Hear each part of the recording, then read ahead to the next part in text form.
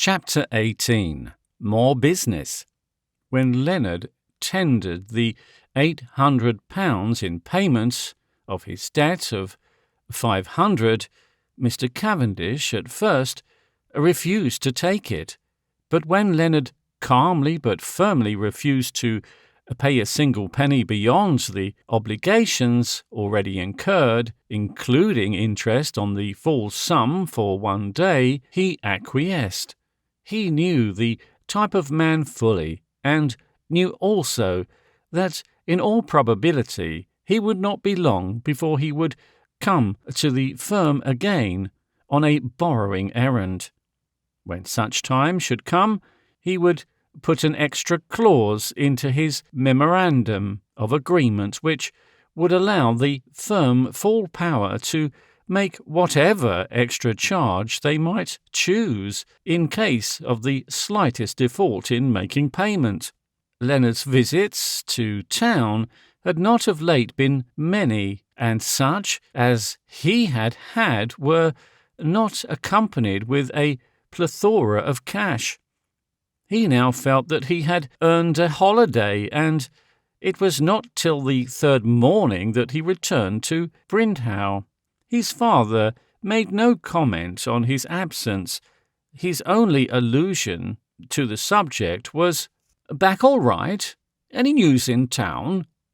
There was, however, an unwonted suavity in his manner which made Leonard a little anxious. He busied himself for the balance of the morning in getting together all his unpaid accounts and making a schedule of them. The total at first amazed almost as much as it frightened him. He feared what Stephen would say. She had already commented unfavourably on the one amount she had seen. When she was face to face with this, she might refuse to pay altogether. It would, therefore, be wise to propitiate her. What could he do in this direction? His thoughts naturally turned to the missing letter. If he could get possession of it, it would either serve as a sop or a threat. In the one case, she would be so glad to have it back that she would not stick at a few pounds. In the other, it would bring her to her senses, as he put it in his own mind, his intention of blackmail. He was getting so tightened up in situation that as yet he could only do as he was told and keep his temper as well as he could. Altogether, it was in a chastened mood that he made his appearance at Normanstand later in the afternoon. He was evidently expected, for he was shown into the study without a word. Here Miss Rowley and Stephen joined him. Both were very kind in manner. After the usual greetings and commonplaces, Stephen said, in a brisk business way, "Have you the papers with you?" He took the bundle of accounts from his pocket and handed them over. After his previous experience, he would have suggested, had he dared, that he would see Stephen alone, but he feared the old lady. He therefore merely said, "I'm afraid you will find the amount very large, but I have put down everything." So he had, and more than everything. At the last an idea struck him that, as he was getting so much, he might as well have a little more. He therefore added several good-sized amounts, which he called debts of honour. This would, he thought, appeal to the feminine mind. Stephen did not look at the papers at once. She stood up, holding them, and said to Miss Rowley, "Now, if you will talk to Mr. Everard, I will go over these documents quietly by myself. When I have been through them and understand them, I shall come back, and we will see what can be done." She moved gracefully out of the room, closing the door behind her. As is usual with women, she had more than one motive for her action in going away. In the first place, she wished to be alone while she went over the schedule of the debts. She feared she might get angry, and in the present state of her mind towards Leonard, the expression of any feeling, even contempt, would not be wise. Her best protection from him would be a manifest, kindly negation of any special interest. In the second place, she believed that he would have her letter with the other papers, and she did not wish her aunt to see it, lest she should recognize the writing. In her boudoir, with a beating heart, she untied the string and looked through the papers. Her letter was not among them. For a few seconds she stood stock still, thinking. Then, with a sigh, she sat down and began to read the list of debts, turning to the originals now and again for details. As she went on, her wonder and disgust grew, and even a sense of fear came into her thoughts. A man who could be so wildly reckless and so selfishly unscrupulous was to be feared. She knew his father was a comparatively poor man, who could not possibly meet such a burden. If he were thus to his father, what might he be to her if he got a chance? The thought of what he might have been to her had he taken the chance she had given him never occurred to her. This possibility had already reached the historical stage in her mind. She made a few pencil notes on the list and went back to the study. Her mind was made up. She was quite businesslike and calm, did not manifest the slightest disapproval, but seemed to simply accent everything as facts. She asked Leonard a few questions on subjects regarding which she had made notes, such as discounts. Then she held the paper out to him and, without any preliminary remark, said, "Will you please put the name to these?" "How do you mean?" he asked, flushing. "The names of the persons to whom these sums marked debt of honour are due." His reply came quickly and was a little aggressive. He thought this might be a good time to make a bluff. "I do not see that is necessary. I can settle them when I have the money." Slowly and without either pause or flurry, Stephen replied, looking him straight in the eyes as she handed him the papers. "Of course it is not necessary. Few things in the world really are. I only want to help you out of your troubles, but if you do not wish me to—" Leonard interrupted in alarm. No, I only spoke of these items. You see, being debts of honour, I ought not to give the names." Looking with a keen glance at her set face, he saw she was obdurate and, recognizing his defeat, said, as calmly as he could, for he felt raging, "All right, give me the paper." Bending over the table, he wrote. When she took the paper, a look half surprised, half indignant passed over her face.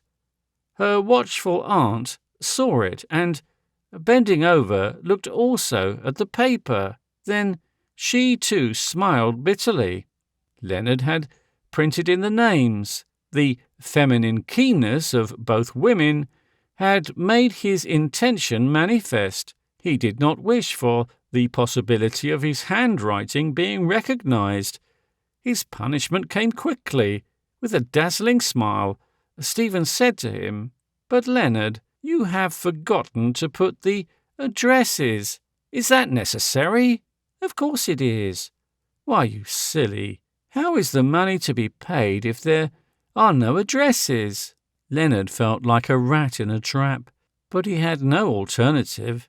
So irritated was he, and so anxious to hide his irritation, that, forgetting his own caution, he wrote not in printing characters, but in his own handwriting, addresses evolved from his own imagination.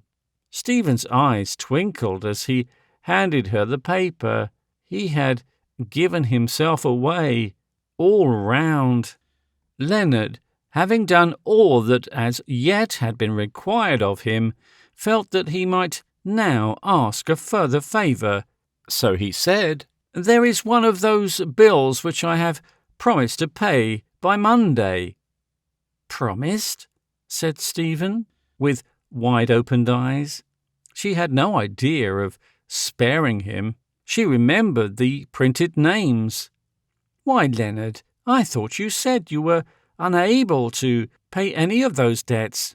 Again he had put himself in a false position. He could not say that it was to his father he had made the promise, for he had already told Stephen that he had been afraid to tell him of his debts. In his desperation, for Miss Rowley's remorseless glasses were full on him, he said, "I thought I was justified in making the promise, after what you said about the pleasure it would be to help me. You remember that day on the hilltop?" If he had wished to disconcert her, he was mistaken. She had already thought over and over again of every form of embarrassment her unhappy action might bring on her at his hands.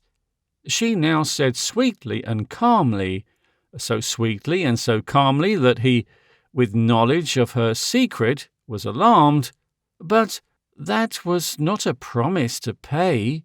If you will remember, it was only an offer, which is a very different thing. You did not accept it then." She was herself somewhat desperate, or she would not have sailed so close to the wind. "Ah, but I accepted later," he said quickly, feeling in his satisfaction in an epigrammatic answer a certain measure of victory. He felt his mistake when she went on calmly. "Offers like that are not repeated. They are but phantoms after all. They come at their own choice, when they do come, and they stay but the measure of a breath or two. You cannot summon them." Leonard fell into the current of metaphor and answered, "I don't know that even that is impossible. There are spells which call and recall even phantoms." "Indeed." Stephen was anxious to find his purpose. Leonard felt that he was getting on, that he was again acquiring the upper hand. So he pushed on the metaphor, more and more satisfied with himself. "And it is wonderful how simple some spells, and these the most powerful, can be. A remembered phrase, the recollection of a pleasant meeting, the smell of a forgotten flower, or the sight of a forgotten letter, any or all of these can, through memory, bring back the past. And it is often in the past that the secret of the future lies." Miss Rowley felt that something was going on before her which she could not understand. Anything of this man's saying which she could not fathom must be at least dangerous, so she determined to spoil his purpose, whatever it might be. "Dear me, that is charmingly poetic. Past and future, memory and the smell of flowers, meetings and letters. It is quite philosophy. Do explain it all, Mr. Everard."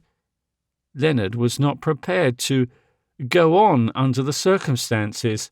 His own mention of letter, although he had deliberately used it with the intention of frightening Stephen, had frightened himself.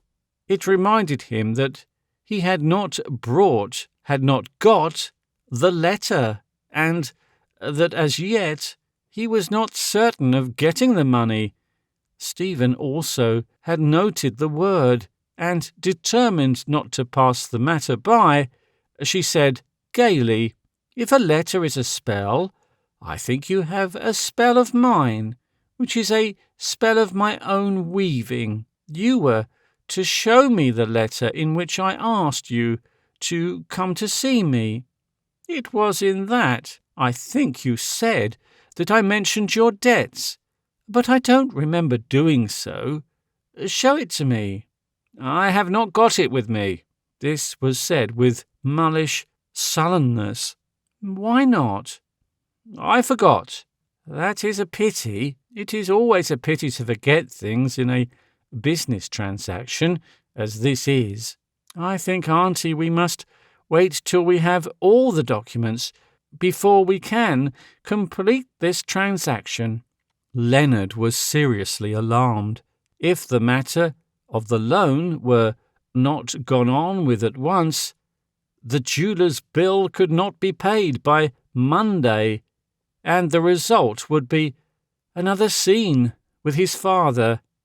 He turned to Stephen and said, as charmingly as he could, and he was all in earnest now, "I'm awfully sorry, but these debts have been so worrying me that they put lots of things out of my head. That bill to be paid on Monday, when I haven't a feather to fly with, is enough to drive a fellow off his chump. The moment I lay my hands on the letter, I shall keep it with me, so that I can't forget it again.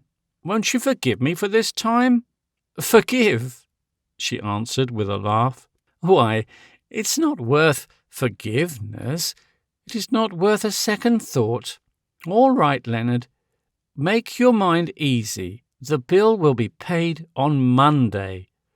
Miss Rowley said quietly, "I have to be in London on Monday afternoon. I can pay it for you."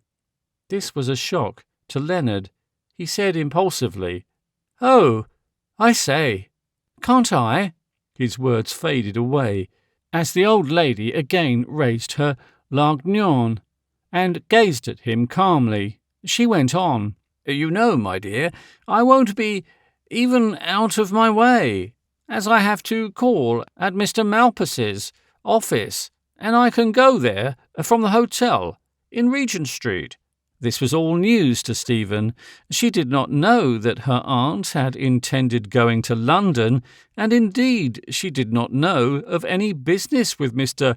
Malpas, whose firm had been London solicitor to the Rowleys for several generations. She had no doubt, however, as to the old lady's intention. It was plain to her that she wanted to help, so she thanked her sweetly. Leonard could say nothing. He seemed to be left completely out of it. When Stephen rose, as a hint to him that it was time for him to go, he said humbly, as he left, "Would it be possible that I should have the receipt before Monday evening? I want to show it to my father." "Certainly," said the old lady, answering him. "I shall be back by the 2 o'clock train, and if you happen to be at the railway station at Norster when I arrive, I can give it to you."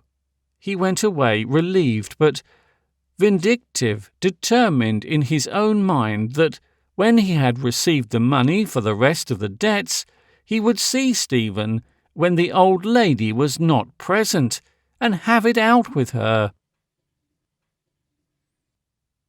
Chapter 19. A Letter. On Monday evening, after dinner, Mr. Everard and his son sat for a while in silence. They had not met since morning, and in the presence of the servants' conversation had been scrupulously polite. Now, though they were both waiting to talk, neither liked to begin. The older man was outwardly placid, when Leonard, a little flushed and a little nervous of voice, began. "Have you had any more bills?" He had expected none, and thus hoped to begin by scoring against his father. It was something of a set-down when the latter, taking some papers from his breast pocket, handed them to him, saying, "Only these?" Leonard took them in silence and looked at them. All were requests for payment of debts due by his son. In each case, the full bill was enclosed. He was silent a while, but his father spoke. "It would almost seem as if all these people had made up their minds that you were of no further use to them." Then, without pausing, he said, but in a sharper voice, "Have you paid the jewellers? This is Monday." Without speaking, Leonard took from his pocket folded paper. This he opened and, after deliberately smoothing out the folds, handed it to his father. Doubtless something in his manner had already convinced the latter that the debt was paid. He took the paper in as leisurely a way as he had been given, adjusted his spectacles, and read it. Seeing that his son had scored this time, he covered his chagrin with an appearance of paternal satisfaction. Good! For many reasons he was glad the debt was paid. He was himself too poor a man to allow the constant drain of his son's debts, and too careful of his position to be willing to have such exposure as would come with a county court action against his son. All the same, his exasperation continued. Neither was his quiver yet empty. He shot his next arrow. "I am glad you paid off those ushers." Leonard did not like the definite way he spoke. Still in silence, he took from his pocket a second paper, which he handed over unfolded. Mr. Everard read it and returned it politely, with again one word. "Good." For a few minutes there was silence. The father spoke again. "Those other debts, have you paid them?" With a calm deliberation, so full of tacit rudeness that it made his father flush, Leonard answered, "Not yet, sir, but I shall think of them presently. I don't care to be bustled by them, and I don't mean to." It was apparent that, though he spoke verbally of his creditors, his meaning was with regard to others also. "When will they be paid?" As his son hesitated, he went on, "I am alluding to those who have written to me. I take it that, as my estate is not entitled, and as you have no income except from me, the credit which has been extended to you has been rather on my account than your own. Therefore, as the matter touches my own name, I'm entitled to know something of what is going on." His manner, as well as his words, was so threatening that Leonard was a little afraid. He might imperil his inheritance. He answered quickly, "Of course, sir. You shall know everything. After all, you know, my affairs are your affairs." "I know nothing of the sort. I may, of course, be annoyed by your affairs, even dishonoured in a way by them, but I accept no responsibility whatever. As you have made your bed, so must you lie in it." "It's all right, sir. I assure you, all my debts, both those you know of and some you don't, I shall settle very shortly." "How soon?" The question was sternly put. "In a few days.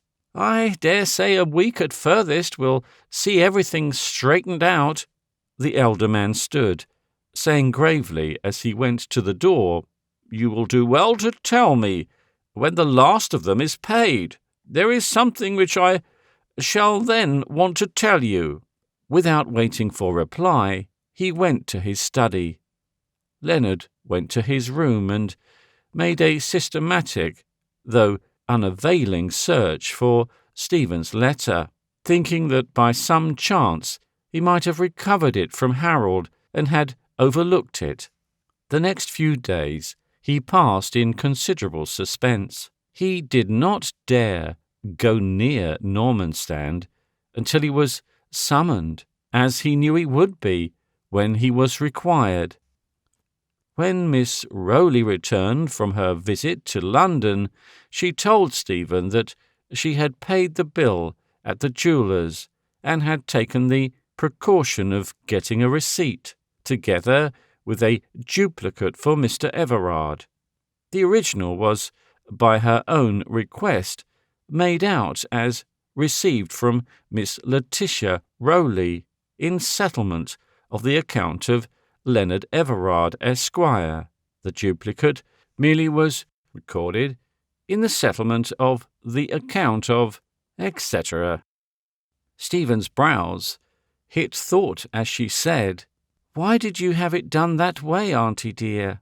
The other answered quietly, "I had a reason, my dear, good reason. Perhaps I shall tell you all about it some day. In the meantime, I want you not to ask me anything about it. I have a reason for that too. Stephen, won't you trust me in this blindfold?" There was something so sweet and loving in the way she made the request that Stephen was filled with emotion. She put her arms round her auntie's neck and hugged her tight. Then, laying her head on her bosom, she said with a sigh, "Oh, my dear, you can't know how I trust you, or how much your trust is to me. You never can know." The next day, the two women held a long consultation over the schedule of Leonard's debts. Neither said a word of disfavour or even commented on the magnitude. The only remark touching on the subject was made by Miss Rowley. "We must ask for proper discounts." "Oh, the villainy of those tradesmen! I do believe they charge double in the hope of getting half, as the jewellers." Then she announced her intention of going up to town again on Thursday, at which visit she would arrange for the payment of the various debts. Stephen tried to remonstrate, but she was obdurate. She had Stephen's hand in hers and stroked it lovingly, as she kept on repeating, "Leave it all to me, dear. Leave it all to me. Everything shall be paid as you wish, but leave it to me." Stephen acquiesced. This gentle yielding was new in her.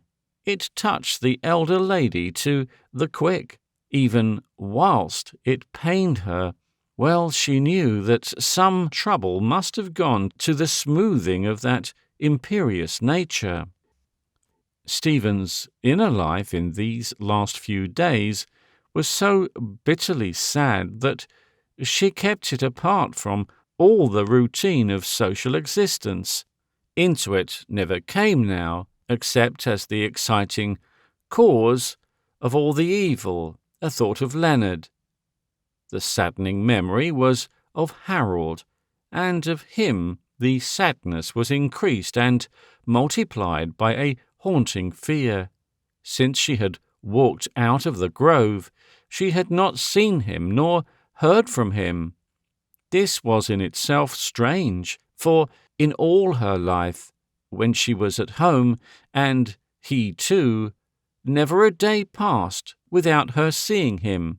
She had heard her aunt say that word had come of his having made a sudden journey to London, from which she had not yet returned. She was afraid to make inquiries, partly lest she might hear bad news. This was her secret fear, partly lest she might bring some attention to herself in connection with his going, of some things, in connection with her conduct to him. She was afraid to think at all. thought, she felt, would come in time, and with it new pains and new shames, of which as yet she dared not think. One morning came an envelope directed in Harold's hand. The sight made her almost faint. She rejoiced that she had been first down, and had opened the post-bag with her own key. She took the letter to her room and shut herself in before opening it. Within were a few lines of writing, and her own letter to Leonard in its envelope. Her head beat so hard that she could scarcely see, but gradually the writing seemed to grow out of the mist. The enclosed should be in your hands. It is possible that it may comfort you to know that it is safe. Whatever may come, God love and guard you. For a moment, joy, hot and strong, blazed through her.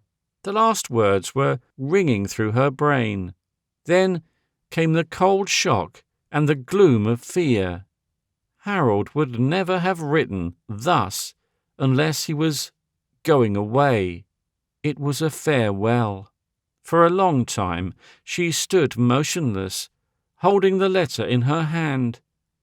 Then she said half aloud, "Comfort, comfort. There is no more comfort in the world for me. Never, never again. Oh, Harold, Harold!" She sank on her knees beside her bed and buried her face in her cold hands, sobbing in all that sadness and bitterest phase of sorrow which can be to a woman's heart, the sorrow that is dry-eyed and without hope. Presently, the habit of caution which had governed her last days woke her to action. She bathed her eyes, smoothed her hair, locked the letter and its enclosure in the little jewel safe let into the wall, and came down to breakfast. The sense of loss was so strong on her that she forgot herself. Habit carried her on, without will or voluntary effort, and so faithfully worked to her good that even the loving eyes of her aunt, and the eyes of love are keen, had no suspicion that any new event had come into her life. Not till she was alone in her room that night did Stephen dare to let her thoughts run freely. In the darkness her mind began to work truly, so truly that she began, at first step of logical process, to study the facts. And to study them, she must question till she found motive. Why had Harold sent her the letter? His own words said that it should be in her hands. Then again he said it might comfort her to know the letter was safe. How could it comfort her? How did he get possession of the letter? There she began to understand. Her quick intuition and her old knowledge of Harold's character, and her new knowledge of Leonard's, helped her to reconstruct causes. In his interview with her, he had admitted that Leonard had told him much, all. He would no doubt have refused to believe him, and Leonard would have shown him as proof her letter asking him to meet her. He would have seen then, as she did now, how much the possession of that letter might mean to anyone. Good God, to anyone! Could it have been so to Harold himself, that the thought to use it as an engine, to force her to meet his wishes, as Leonard had already tried to do? The mistrust, founded on her fear, was not dead yet. No, no, no! Her whole being resented such a monstrous proposition. Besides, there was proof. Thank God, there was proof. A blackmailer would have stayed close to her and would have kept the letter. Harold did neither. Her recognition of the truth was shown in her act. When, stretching out her arms in the darkness, she whispered pleadingly, "Forgive me, Harold." And Harold, far away where the setting sun was lying red on the rim of the western sea, could not hear her, but perhaps God did. As then, Harold's motive was not of the basest. It must have been of the noblest. What would be a man's noblest motive under such circumstances? Surely self-sacrifice. And yet there could be no doubt as to Harold's earnestness when he had told her that he loved her. Here Stephen covered her face in one moment of rapture, but the gloom that followed was darker than the night. She did not pursue the thought. That would come later, when she should understand. And yet, so little do we poor mortals know the varieties of things. So blind are we to things thrust before our eyes, that she understood more in that moment of ecstasy than in all the reasoning that preceded and followed it. But the reasoning went on. If he really loved and told her so, wherein was the self-sacrifice? She had reproached him with coming to her with his suit hot foot upon his knowledge of her shameful proffer of herself to another man, of her refusal by him. Could he have been so blind as not to have seen, as she did, the shameful aspect of his impulsive act? Surely, if he had thought, he must have seen, and he must have thought. There had been time for it. It was at dinner that he had seen Leonard. It was after breakfast when he had seen her, and if he had seen then— In an instant it all burst upon her, the whole splendid truth. He had held back the expression of his long love for her, waiting for the time when her maturity might enable her to understand truly and judge wisely, waiting till her grief for the loss of her father had become a story of the past, waiting for God knows what a man's mind sees of obstacles when he loves. But he had spoken it out when it was to her benefit. What then had been his idea of her benefit? Was it that he wished to meet the desire that she had manifested, to have some man to love? The way she covered her face with her hands whilst she groaned aloud made her answer to her own query a perfect negative. Was it then to save her from the evil of marrying Leonard in a case he should repent of his harshness and later on yield himself to her wooing? The fierce movement of her whole body, which almost threw her clothes from her bed as the shameful recollection rolled over her, marked the measure of her self-disdain. One other alternative there was, but it seemed so remote, so far-fetched, so noble, so unlike what a woman would do, that she could only regard it in a shamefaced way.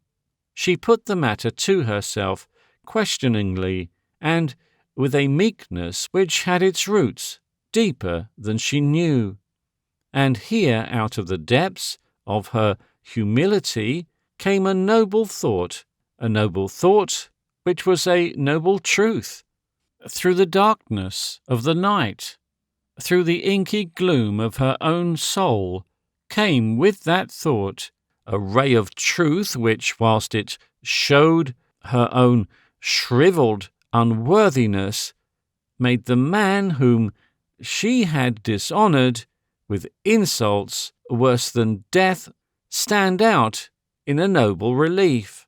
In that instant she guessed at and realised Harold's unselfish nobility of purpose, the supreme effort of his constant love. Knowing the humiliation she must have suffered at Leonard's hands, he had so placed himself that even her rejection of him might be some solace to her wounded spirit, her pride. Here at last was truth. She knew it in every marrow of her bones. This time she did not move. She thought and thought of that noble gentleman who had used for her sake even that pent-up passion which, for her sake also, he had suppressed so long. In the light which restored in her eyes and justified so fully the man whom she had always trusted, her own shame and wrongdoing and the perils which surrounded her were for the time forgotten, and its glory seemed to rest upon her while she slept. Chapter 20. Confidences. Miss Rowley had received a bulky letter by the morning's post. She had not opened it, but had allowed it to rest beside her plate all breakfast time. Then she had taken it away with her to her own sitting-room. Stephen did not appear to take any notice of it. She knew quite well that it was from someone in London whom her aunt had asked to pay Leonard's bills. She also knew that the old lady had some purpose in her reticence, so she waited. She was learning to be patient in these days. Miss Rowley didn't say anything about it that day, or the next, or the next. The third morning she received another letter which she had read in an enlightening manner. She began its perusal with set brow, frowning. Then she nodded her head and smiled. She put the letter back in its envelope and placed it in the little bag always carried. But she said nothing. Stephen wondered, but waited. That night, when Stephen's maid had left her, there came a gentle tap at her door, and an instant after the door opened. The tap had been a warning, not a request. It had, in a measure, prepared Stephen, who was not surprised to see her aunt in dressing-gown, though it was many a long day since she had visited her niece's room at night. She closed the door behind her, saying, "There is something I want to talk to you about, dearest, and I thought it would be better to do so when there could not be any possible interruption. And besides," here there was a little break in her voice, "I could hardly summon up my courage in the daylight." She stopped, and the stopping told its own story. In an instant Stephen's arms were round her, all the protective instinct in her awake at the distress of the woman she loved. The old lady took comfort from the warmth of the embrace, and held her tight while she went on. "It is about these bills, my dear. Come and sit down and put a candle near me. I want you to read something." "Go on, auntie dear," she said gravely. The old lady, after a pause, spoke with a certain timidity. "They are all paid, at least all that can be. Perhaps I had better read you the letter I have had from my solicitors. Dear Madam, in accordance with your instructions, We have paid all the accounts mentioned in Schedule A, enclosed. We have placed, for your convenience, 3 columns. 1, the original amount of each account, 2, the amount of discount we were able to arrange, and 3, the amount paid. We regret that we have been unable to carry out your wishes with regard to the items enumerated in Schedule B, enclosed. We have, we assure you, done all in our power to find the gentlemen whose names and addresses are therein given. These were marked Debt of Honour in the list you handed to us. Not having been able to obtain any reply to our letters, we sent one of our clerks, first to the addresses in London, and afterwards to Oxford. That clerk, who is well used to such inquiries, could not find trace of any of the gentlemen, or indeed of their existence. We have therefore come to the conclusion that either there must be some error with regard to A, names, B, addresses, or C, both, or that no such persons exist. As it would be very unlikely that such errors could occur in all cases, we can only conclude that there have not been any such persons. If we may hazard an opinion, it is possible that these debts, being what young men call debts of honour, the debtor, or possibly the creditors, may not have wished the names mentioned. In such case, fictitious names and addresses may have been substituted for the real ones. If you should like any further inquiry instituted, we would suggest that you ascertain the exact names and addresses from the debtor, or, should you prefer it, we would see the gentleman on your behalf. On learning from you his name and address, we can keep in the person of either one of the firm or a confidential clerk, as you might prefer, any appointment in such behalf you may care to make. We have already sent to you the receipted account from each of the creditors, as you directed, of his received from Miss Letitia Rowley, in full settlement to date of the account due by Mr. Leonard Everard, the sum of, etc., etc., and also, as you further directed, a duplicate receipt of the sum total due in each case made out as received in full settlement to date of account due by, etc., etc. The duplicate receipt was pinned at the back of each account so as to be easily detachable. With regard to finance, we have carried out your orders, etc. She hurried on reading. The sums, together with the amounts of £900 sterling and £700 sterling lodged to the account of Miss Stephen Norman in the Norster branch of the bank as repayment of monies advanced to you as by your written instructions, have exhausted the sum, etc. She folded up the letter with the schedules, laying the bundle of accounts on the table. Stephen paused. She felt it necessary to collect herself before speaking. "Auntie dear, will you let me see that letter?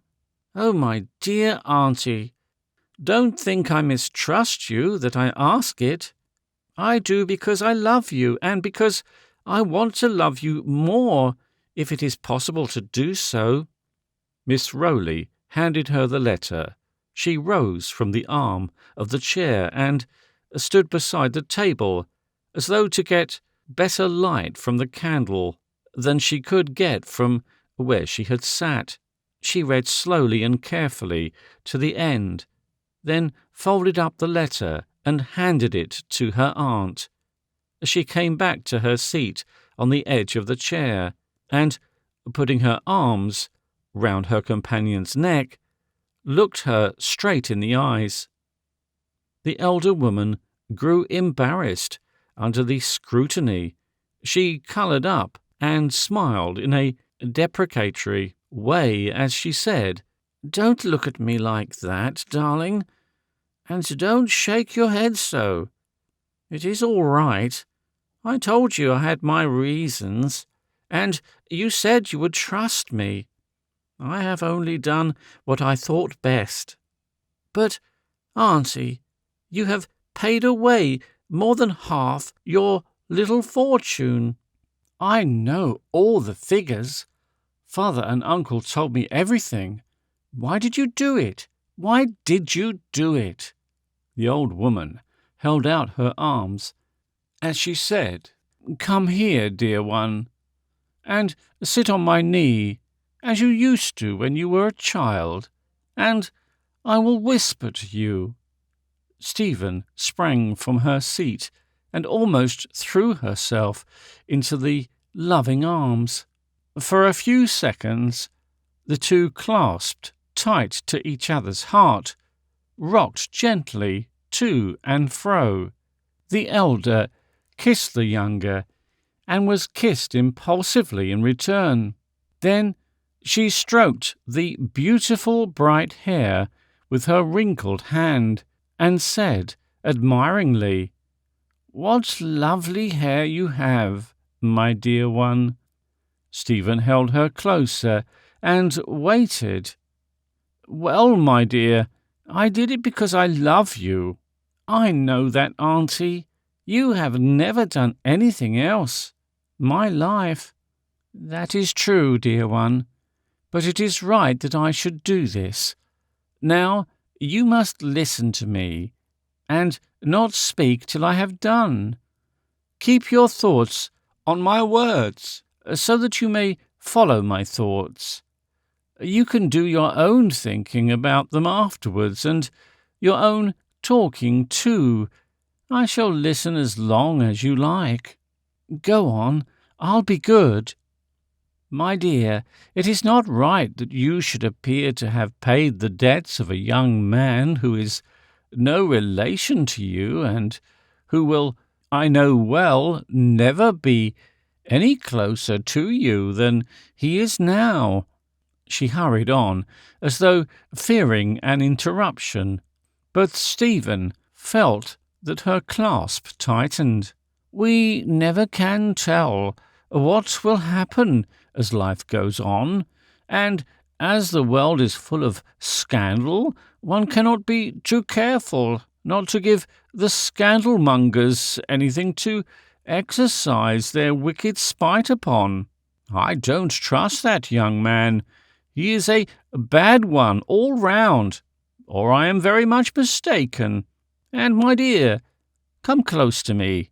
I cannot but see that you and he have some secret which he is using to distress you."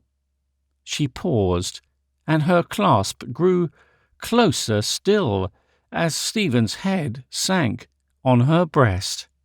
"I know you have done something, or said something foolish, or of which he has knowledge, and I know, my dear one, that whatever it was, and no matter how foolish it may have been, it was not a wrong thing. God knows we are all apt to do wrong things as well as foolish ones, the best of us. But such is not for you. Your race, your father and mother, your upbringing, yourself and the truth and purity which are yours would save you from anything which was in itself wrong. That I know, my dear, as well as I know myself. Better, far better, for the gods did not think it well to dower me as they have dowered me. The God of all gods has given you the 10 talents to guard, and he knows, as I do, that you will be faithful to your trust." There was a solemn ring in her voice, as the words were spoken, which went through the young girl's heart. Love and confidence demanded in return that she should have at least the relief of certain acquiescence. There is a possible note of pain in the tensity of every string. Stephen lifted her head proudly and honestly, though her cheeks were scarlet, saying, with a consciousness of integrity which spoke directly soul to soul, "You are right, dear. I have done something very foolish, very, very foolish, but it was nothing which anyone could call wrong. Do not ask me what it was. I need only tell you this, that it was an outrage of convention. It was so foolish and based on such foolish misconception. It sprang from such overweening, arrogant self-opinion that it deserves the bitter punishment which will come, which is coming, which is with me now. It was the cause of something whose blackness I can't yet realize, but of which I will tell you when I can speak of it. But it was not wrong in itself, or in the eyes of God or man." The old woman said not a word. No word was needed, for had she not already expressed her belief? But Stephen felt her relief in the glad pressure of her fingertips. In a voice less strained and tense, Miss Rowley went on. "What need have I for money, dear? Here I have all that any woman, especially at my age, can need. There is no room even for charity. You are so good to all your people that my help is hardly required. And, my dear one, I know, she emphasized the word as she stroked the beautiful hair, that when I'm gone, my own poor, the few that I have looked after all my life, will not suffer when my darling thinks of me." Stephen fairly climbed upon her as she said, looking in the brave old eyes, "So help me God, my darling, they shall never want." Silence for a time, and then Miss Rowley's voice again. "Though it would not do for the world to know that a young maiden lady had paid the debts of a vicious young man, it makes no matter if they be paid by an old woman, be the same maid, wife or widow. And really, my dear, I do not see how any money I might have could be better spent than in keeping harm away from you. There need not be any harm at all, Auntie. Perhaps not, my dear. I hope not, with all my heart. But I fear that young man. Just fancy him threatening you, and in your own house, in my own presence. Oh, yes, my dear. He meant to threaten, anyhow. Though I could not exactly understand what he was driving at. I could see that he was driving at something, and after all that you were doing for him, and had done for him. I mean, of course, after all that I had done for him, and was doing for him. It is mean enough, surely, for a man to beg, and from a woman. But to threaten afterwards, but I think, my dear, it is checkmate to him, this time, all along the line.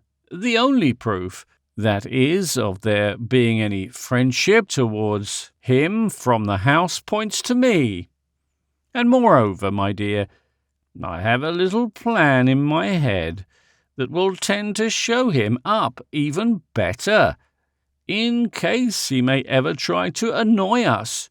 Look at me, when next time he is here. I mean to do a little play-acting, which will astonish him, I can tell you, if it doesn't frighten him, out of the house altogether. But we won't talk of that yet. You will understand when you see it." Her eyes twinkled, and her mouth shut with a loud snap.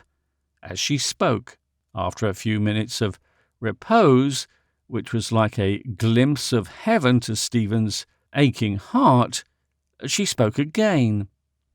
"There was something else that troubled you, more than even this. You said you would tell me when you were able to speak of it.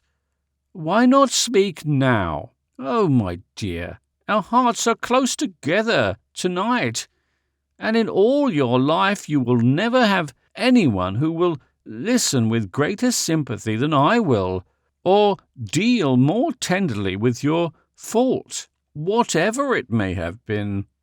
Tell me, dear, dear," she whispered, after a pause, during which she realized the depth of the girl's emotion by her convulsive struggling to keep herself in check.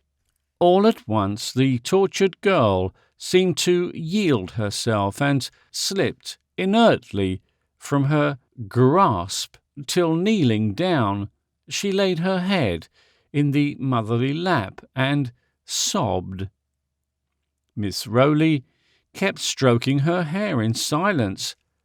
Presently the girl looked up, and with a pang the aunt saw that her eyes were dry. In her pain, she said, "You sob like that, my child? And yet you are not crying. What is it? Oh, my dear one, what is it that hurts you so that you cannot cry?" And then the bitter sobbing broke out again, but still, alas, without tears.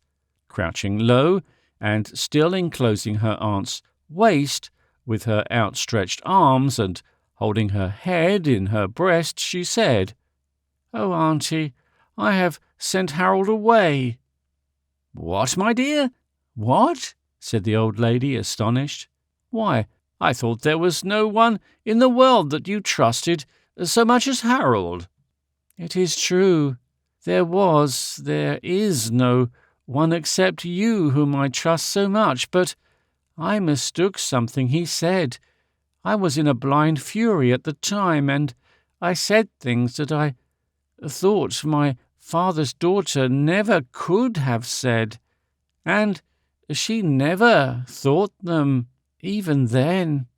Oh, Auntie, I drove him away with all the horrible things I could say that would wound him, and all because he acted in a way that I see now was the most noble and knightly in which any man could act, he that my dear father had loved and honoured and trusted as another son, he that was a real son to him, and not a mock sob like me. I sent him away with such fierce and bitter pain that his poor face was ashen grey, and there was woe in his eyes that shall make woe in mine whenever I shall see them in my mind, waking or sleeping. He, the truest friend, the most faithful, the most tender, the most strong, the most unselfish. Oh, Auntie, Auntie, he just turned and bowed and went away. And he couldn't do anything else with the way I spoke to him, and now I shall never see him again." The young girl's eyes were still dry, but the old woman's were wet. For a few minutes she kept softly stroking the bowed heat till the sobbing grew less and less, and then died away, and the girl lay still, collapsed in the abandonment of dry-eyed grief. Then she rose, and, taking off her dressing-gown, said tenderly, "Let me stay with you tonight, dear one. Go to sleep in my arms, as you did long ago, when there was any grief that you could not bear. So Stephen lay in those loving arms till her own young breast ceased heaving, and she breathed softly till dawn. She slept on the bosom of her who loved her so well. Chapter 21. The Duty of Courtesy. Leonard was getting tired of waiting when he received his summons to Normanstand. But despite his impatience, he was ill-pleased with the summons which came in the shape of a polite note from Miss Rowley, asking him to come that afternoon at tea-time. He had expected to hear from Stephen. Damn that old woman! You'd think she's working the whole show. However, he turned up at a little before 5 o'clock, spruce and dapper, and well-dressed and groomed as usual. He was shown, as before, into the blue drawing-room.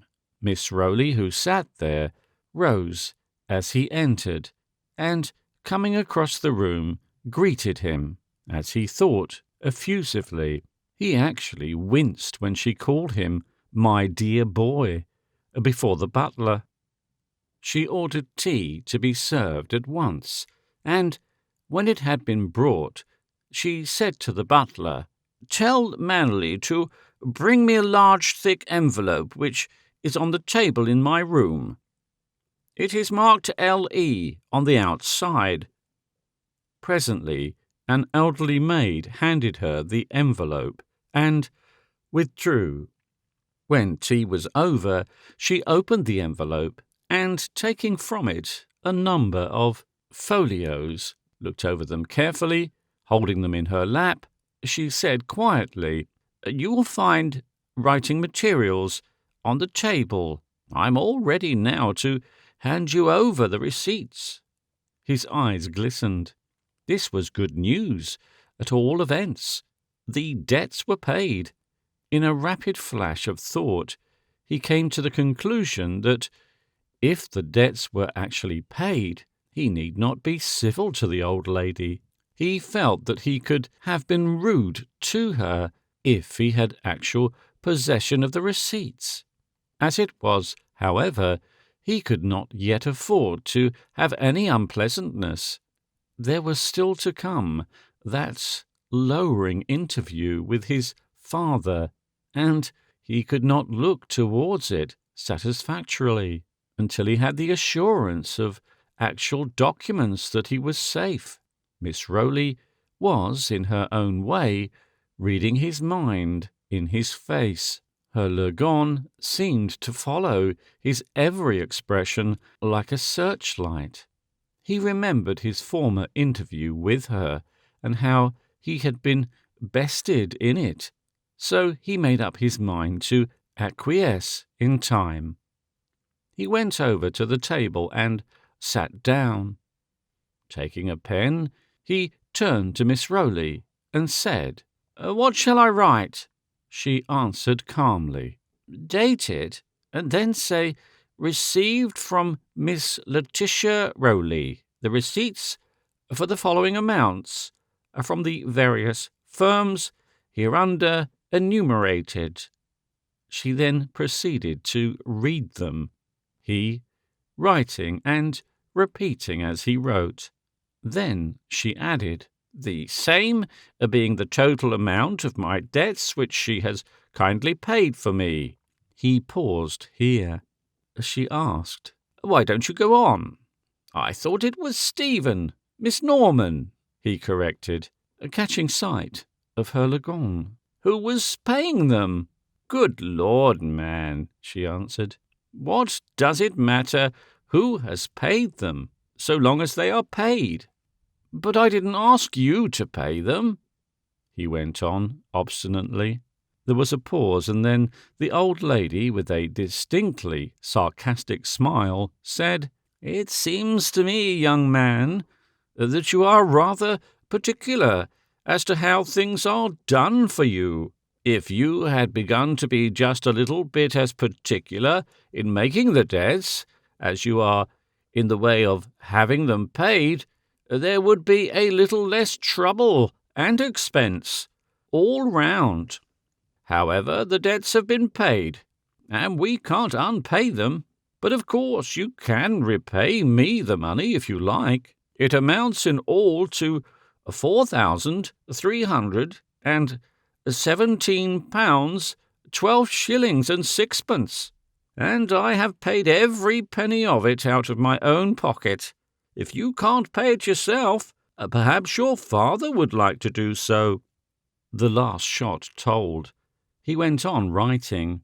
"Kindly paid for me," she continued in the same even voice, "in remembrance of my mother, of whom she was an acquaintance. Now sign it." He did so and handed it to her. She read it over carefully, folded it, and put it in her pocket. She then stood. He rose also, and, as he moved to the door, he had not offered to shake hands with her. He said, "I should like to see Miss Norman. I am afraid you will have to wait." "Why?" "She is over at Hepley Regis. She went there for Lady Hepley's ball, and will remain for a few days. Good afternoon." The tone in which the last two words were spoken seemed in his ears like the crow of the victory after a cockfight. As he was going out of the room, a thought struck her. She felt he deserved some punishment for his personal rudeness to her. After all, she had paid half her fortune for him, though not on his account, and not only had he given no thanks, but had not even offered the usual courtesy of saying goodbye. She had intended to have been silent on the subject, and to have allowed him to discover it later. Now she said, as if it was an afterthought, "By the way, I did not pay those items you put down as debt of honour. You remember, you gave the actual names and addresses." "Why not?" The question came from him involuntarily. The persecuting Lurgon arose again. "Because they were bogus. Addresses, names, debts, honour. Good afternoon." He went out flaming, free from debt, money debts, all but one, and some other debts, not financial, whose magnitude was exemplified in the grinding of his teeth. After breakfast next morning, he said to his father, "By the way, you said you wished to speak to me, sir." There was something in the tone of his voice which called up antagonism. "Then you have paid your debts?" "All." "Good. Now there is something which is necessary I should call your attention to. Do you remember the day on which I handed you that pleasing epistle from Messrs. Cavendish and Cecil?" "Certainly, sir." "Didn't you send a telegraph to them?" "I did." "You wrote it yourself?" "Certainly." "I had a courteous letter from the money-lenders, thanking me for my exertions in securing the settlement of their claim, and saying that in accordance with the request in my telegram they had held over proceedings until the day named. I did not quite remember having sent any telegraph to them, or any letter either, so being at a loss I went to our excellent postmaster and requested that he would verify the sending of a telegram to London from me. He courteously looked up the file, which was ready for transference to the GPO, and showed me the form. It was in your handwriting." He paused so long that Leonard presently said, "Well?"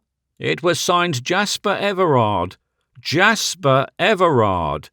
My name. And yet it was sent by my son, who was christened if I remember rightly, Leonard."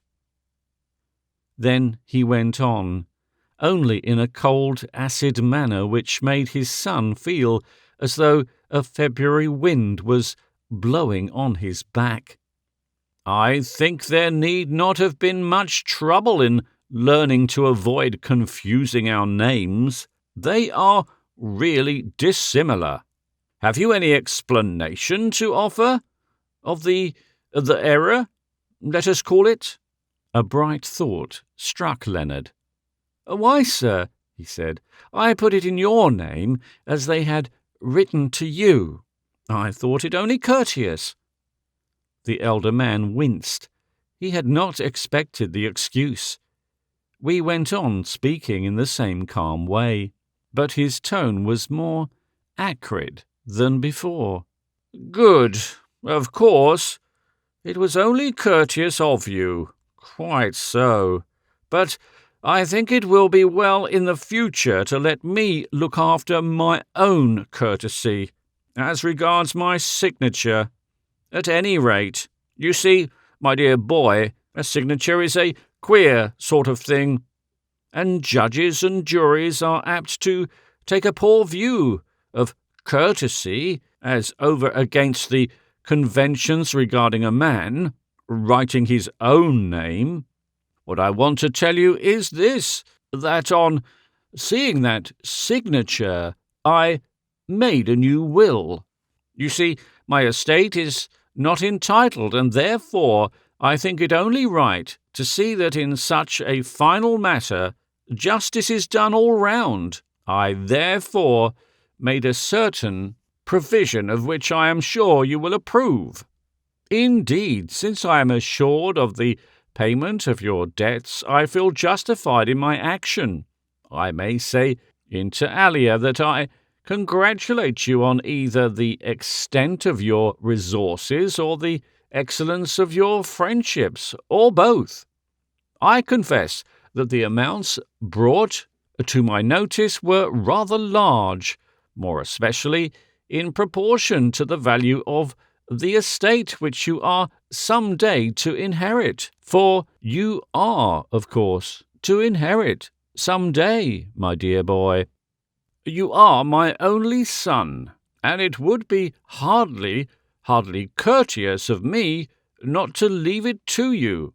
But I have put a clause in my will to the effect that the trustees are to pay all debts of your accruing, which can be proved against you, before handing over you either the estate itself or the remainder after its sale and the settlement of all claims.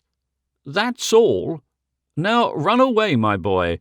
I have some important work to do." The day after her return from Hepley Regis, Stephen was walking in the wood when she thought she heard a slight rustling of leaves some way behind her. She looked round, expecting to see someone, but the leafy path was quite clear. Her suspicion was confirmed. Someone was secretly following her. A short process of exclusions pointed to the personality of the someone.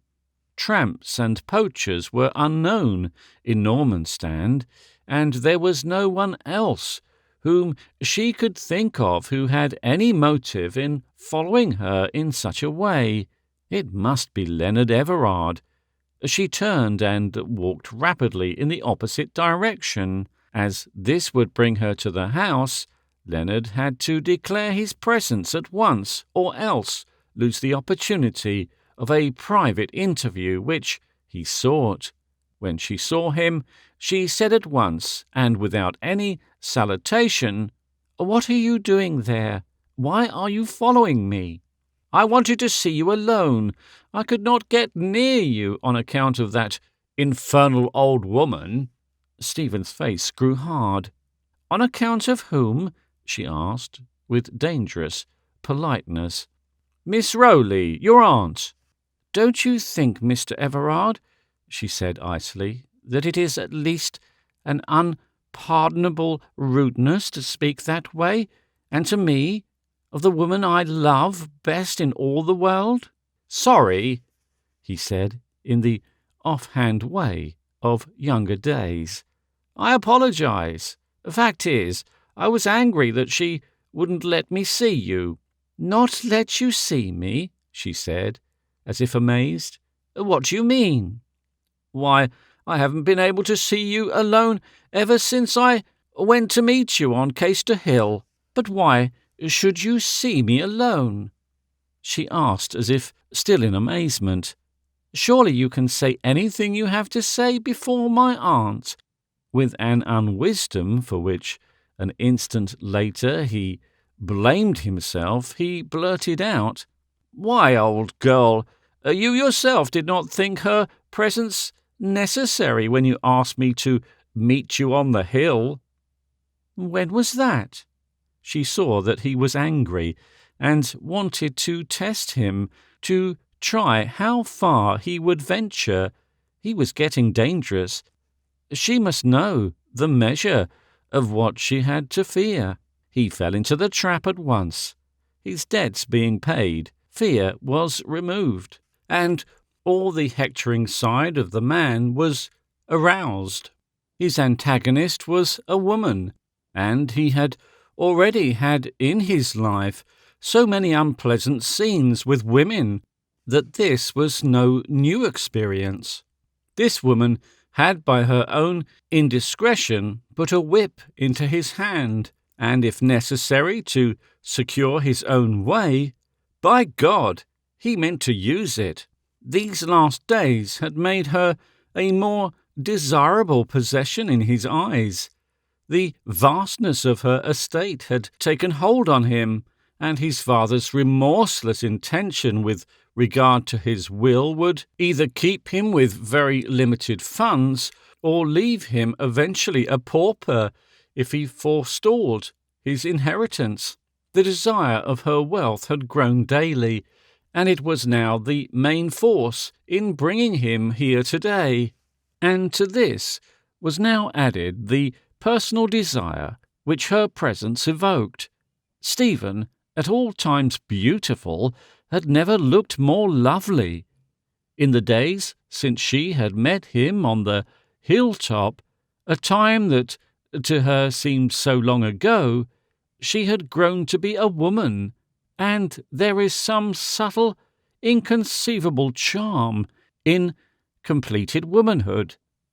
The reaction from her terrible fear and depression had come, and her strong, brilliant youth was manifesting itself. Her step was springing, and her eyes were bright, and the glow of fine health, accentuated by the militant humour of the present moment, seemed to light up her beautiful skin. In herself she was desirable, very desirable. Leonard felt his pulses quicken, and his blood leap as he looked at her. Even his prejudice against her red hair had changed to something like hungry admiration. Leonard felt for the first moment since he had known her that she was a woman, and that, with relation to her, he was a man. And at that moment, all the man in him asserted itself. It was with half love, as he saw it, and half self-assertion, that he answered her question. The day you asked me to marry you, oh, what a fool I was not to leap at such a chance. I should have taken you in my arms then, and kissed you till I showed you how much I loved you. But that will all come yet. The kissing is still to come. Oh, Stephen, don't you see that I love you? Won't you tell me that you love me still? Darling! He almost sprang at her, his arms extended to clasp her. Stop! Her voice rang like a trumpet. She did not mean to submit to physical violence, and, in the present state of her feeling, an embrace from him would be a discretion. He was now odious to her. She positively loathed him. Before her uplifted hand and those flashing eyes, he stopped, as one stricken into stone. In that instant, she knew she was safe, and, with a woman's quickness of apprehension and resolve, made up her mind what course to pursue. In a calm voice, she said quietly, "Mr. Everard, you have followed me in secret, and without my permission. I cannot talk here with you alone. I absolutely refuse to do so, now or at any other time. If you have anything special to say to me, you will find me at home at noon tomorrow. Remember, I do not ask you to come. I simply yield to the pressure of your importunity.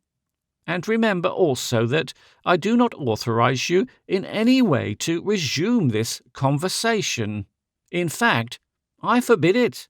If you come to my house, you must control yourself to my wish." Then, with a stately bow, whose imperious distance inflamed him more than ever, and without once looking back, she took her way home, all agitated inwardly and with fast beating heart. Chapter 22. Fixing the Bounds. Leonard came towards Normanstand next forenoon in considerable mental disturbance. In the first place, he was seriously in love with Stephen, and love is in itself a disturbing influence. Leonard's love was all of the flesh, and as such had power at present to disturb him, as it would later have power to torture him. Again, he was disturbed by the fear of losing Stephen, or rather, of not being able to gain her.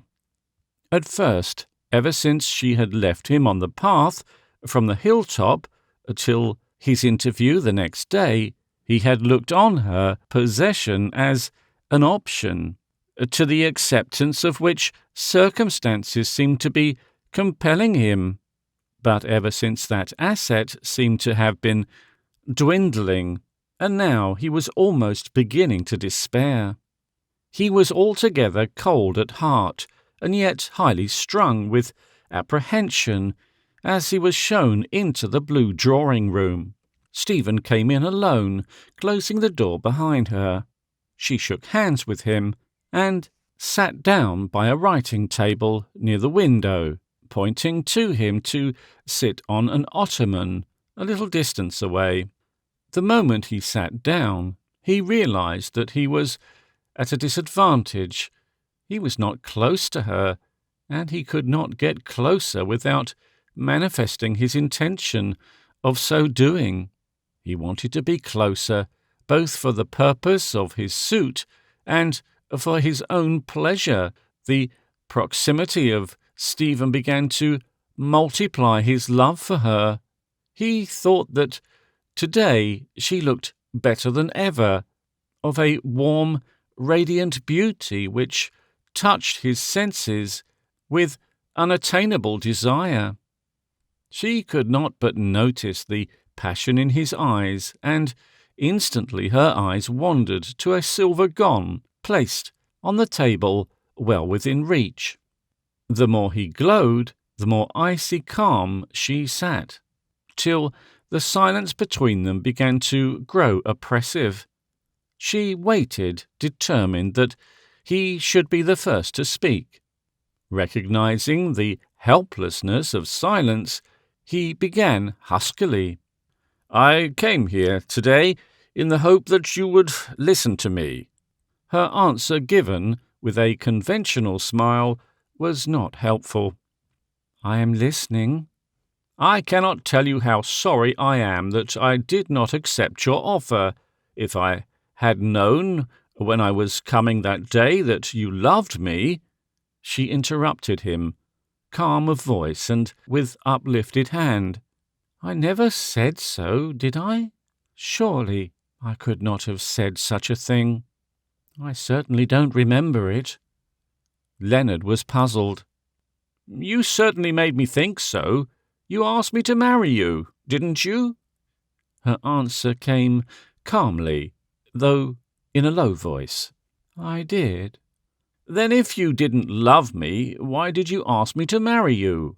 It was his nature to be more or less satisfied when he had put anyone opposed to him proportionately in the wrong, and now his exultation at having put a poser manifested itself in his tone.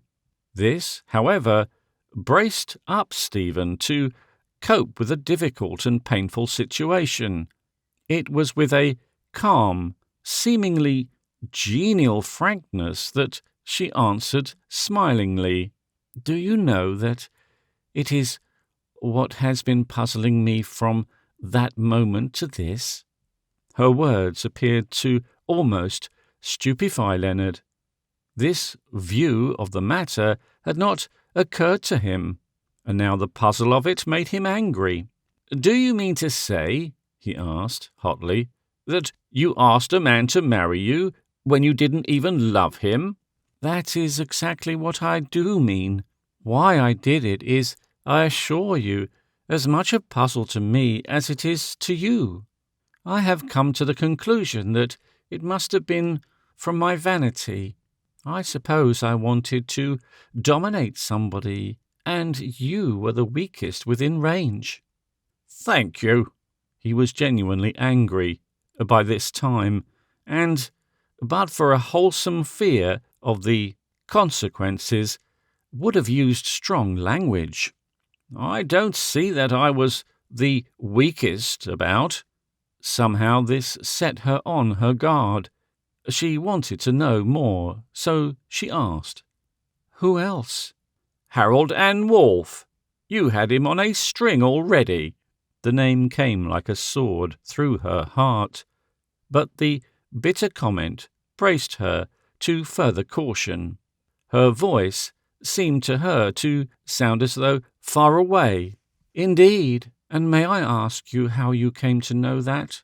Her voice seemed so cold and sneering to him that he lost his temper still further. "Simply because he told me so himself." It pleased him to do in ill turn for Harold. He did not forget that savage clutch of his throat, and he never would. Stephen's senses were all alert. She saw an opportunity of learning something, and went on with the same cold voice. "And I suppose it was that pleasing confidence which was the cause of your refusal of my offer of marriage, of which circumstances you have so thoughtfully and so courteously reminded me." This somehow seemed of good import to Leonard. If he could show her that his intention to marry her was antecedent to Harold's confidence, she might still go back to her old affection for him. He could not believe that it did not still exist. His experience of other women showed him that their love outlived their anger, whether the same had been hot or cold. It had nothing in the world to do with it. He never said a word about it till he threatened to kill me, the great brute. This was learning something indeed. She went on in the same voice. "And may I ask you what was the cause of such sanguinary intention?" "Because he knew that I was going to marry you." As he spoke, he felt that he had betrayed himself. He went on hastily, hoping that it might escape notice. "Because he knew that I loved you. Oh, Stephen, don't you know it now? Can't you see that I love you, and that I want you for my wife?" "But did he threaten to kill you out of mere jealousy? Do you still go in fear of your life? Will it be necessary to arrest him?" Leonard was chagrined at her ignoring of his love-suit, and in this self-engrossment answered sulkily, "I'm not afraid of him, and besides, I believe he has bolted. I called at his house yesterday, and his servant said they hadn't heard a word from him. Stephen's heart sank low and lower. This was what she had dreaded. She said, in as steady a voice as she could muster, "Bolted? Has he gone altogether? Oh, he'll come back all right, in time. He's not going to give up the jolly good living he has here." "But why has he bolted? When he threatened to kill you, did he give any reason?"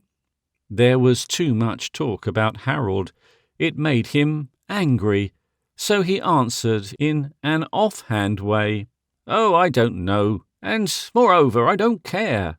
"And now," said Stephen, having ascertained what she wanted to know, "what is it that you want to speak to me about?" Her words fell on Leonard like a cold douche.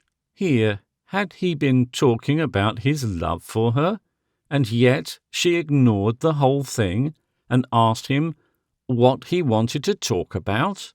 What a queer girl you are. You don't seem to attend to what a fellow is saying. Here, have I been telling you that I love you and asking you to marry me, and yet you don't seem to have even heard me?"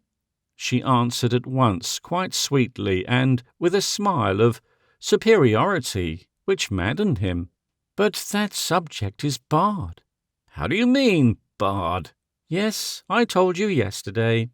"But, Stephen," he cried out quickly, all the alarm in him and all the earnestness of which he was capable uniting to his strengthening, "can't you understand that I love you with all my heart?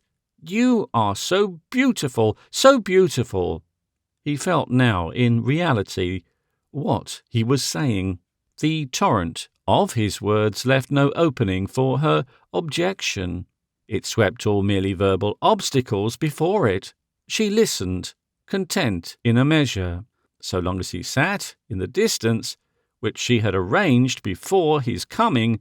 She did not fear any personal violence. Moreover, it was a satisfaction to her now to hear him, who had refused her pleading in vain.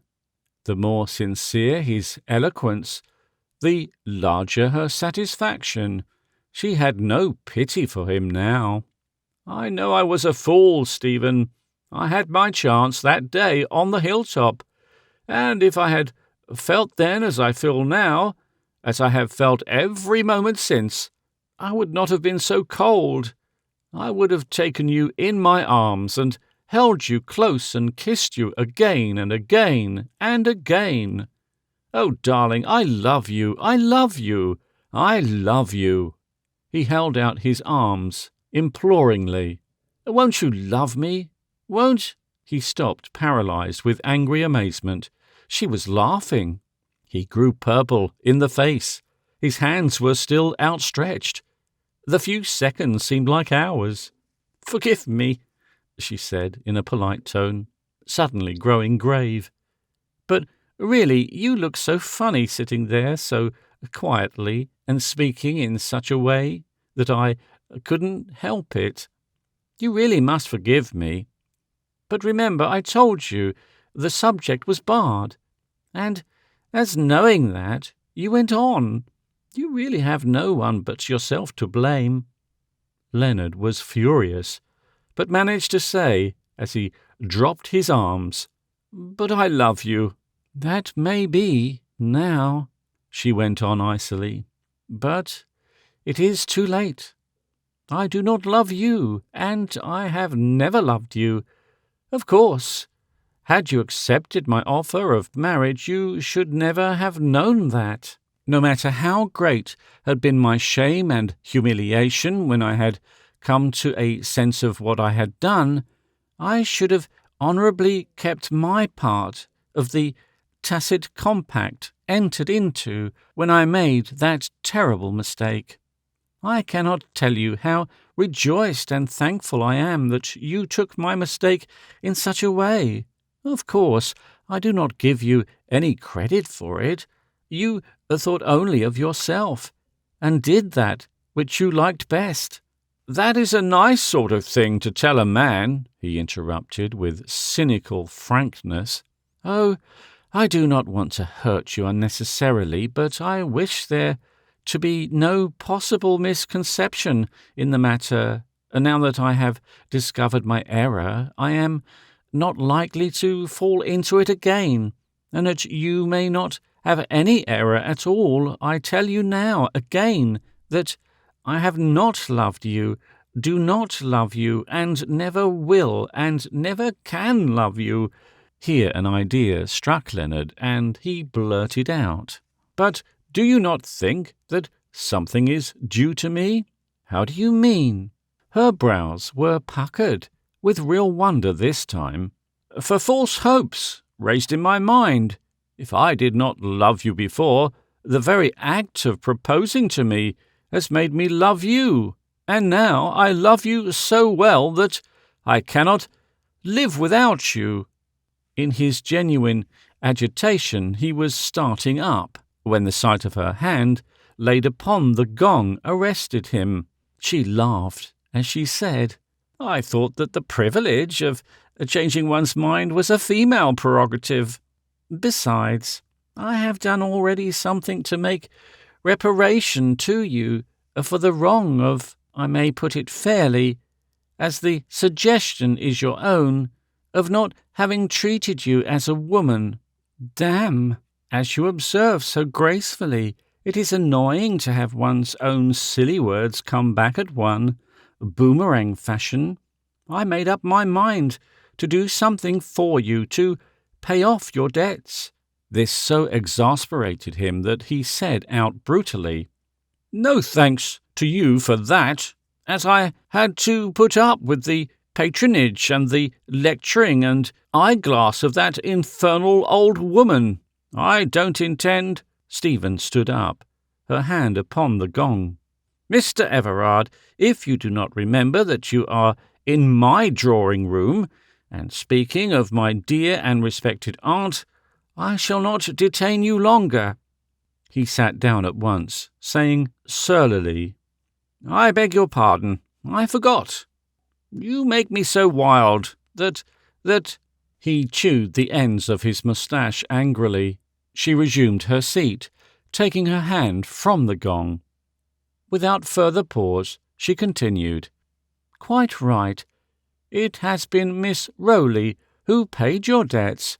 At first I had promised myself the pleasure, but from something in your speech and manner, she thought it better that such an act should not be done by a woman in my position to a man in yours. It might, if made public, have created quite a wrong impression in the minds of many of our friends." There was something like a snort from Leonard. She ignored it. "So she paid the money herself, out of her own fortune, and indeed I must say that you do not seem to have treated her with much gratitude." "What did I say or do that put you off doing the thing yourself?" "I shall answer it frankly. It was because you manifested several times, in a manner there was no mistaking, both by words and deeds, an intention of levying blackmail on me by using your knowledge of my ridiculous, unmaidenly act. No one can despise or deplore or condemn that act more than I do, so that rather than yield a single point to you, I am, if necessary, ready to face the odium which the public knowledge of it might produce.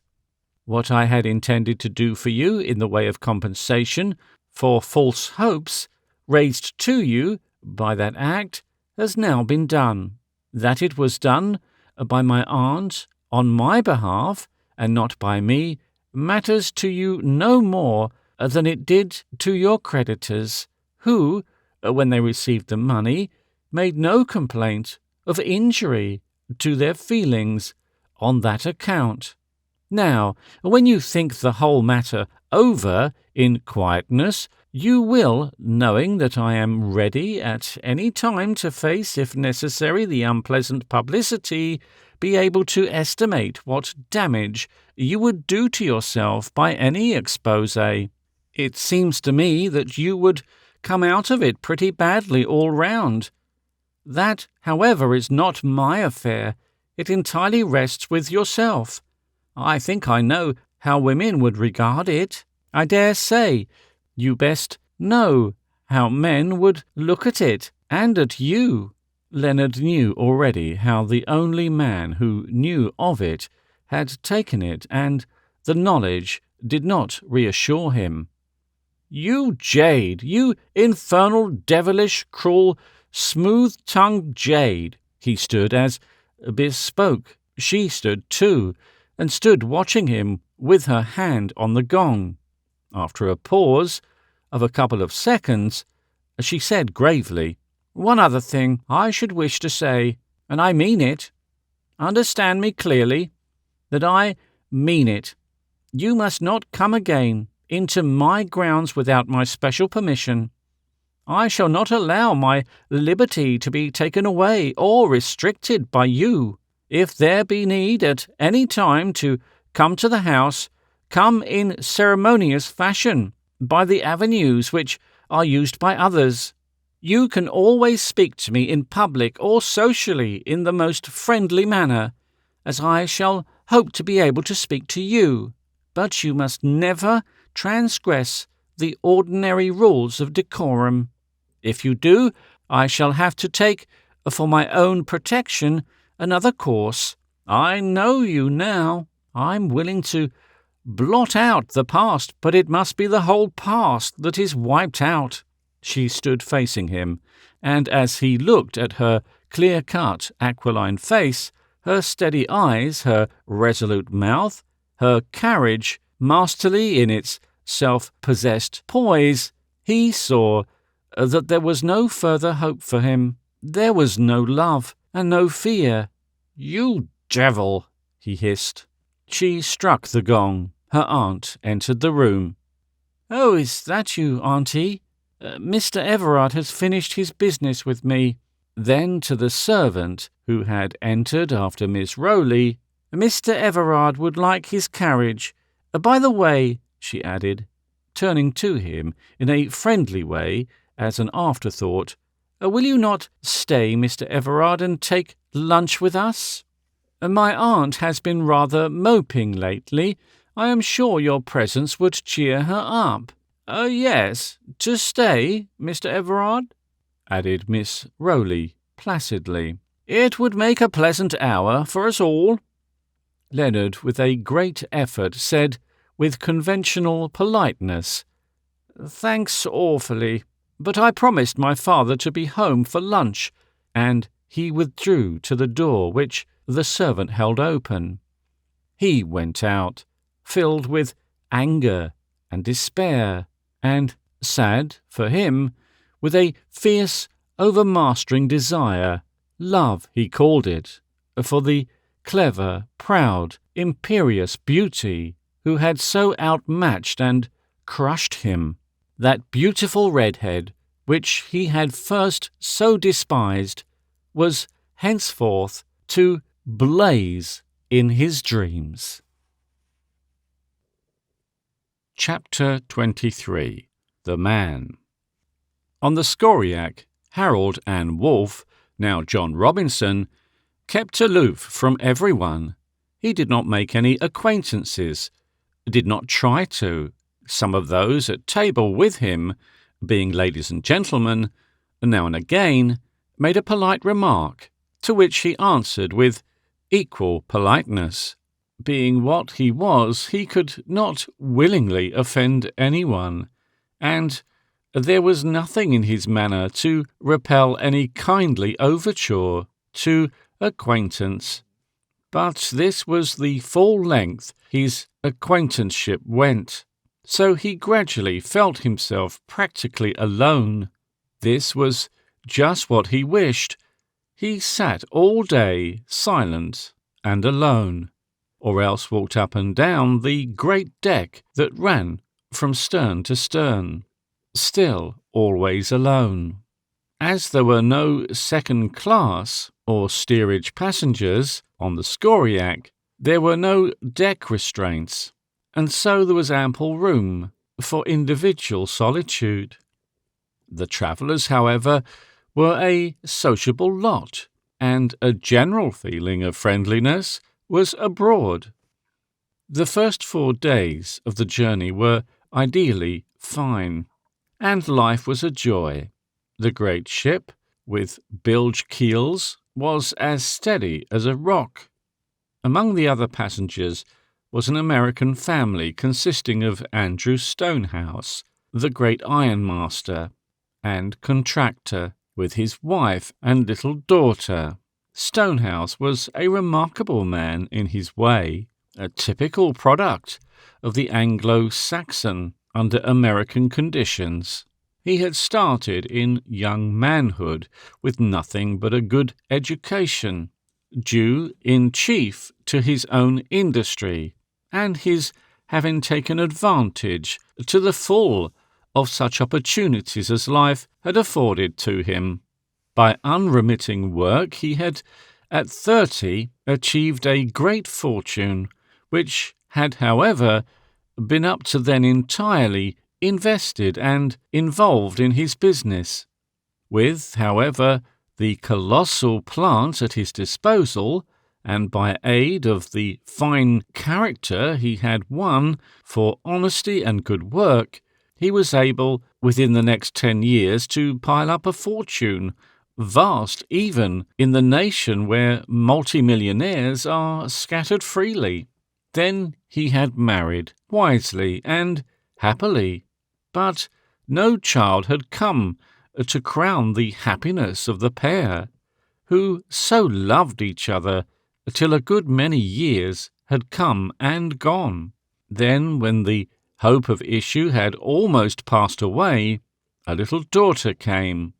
Naturally, the child was idolized by her parents, and thereafter every step taken by either was with an eye to her good.